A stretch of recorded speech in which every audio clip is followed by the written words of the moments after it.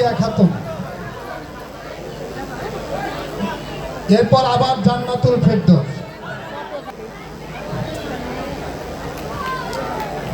সুমাইয়া আক্তার,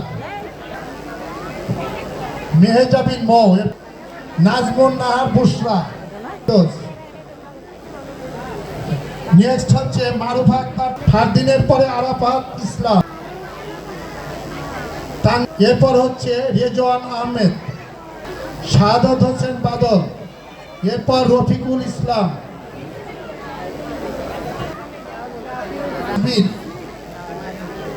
এরপর সালমান রহমান, সাজিদ মাহমুদ সাহেব, এরপরে মাইশা মেহনাজ মায়া,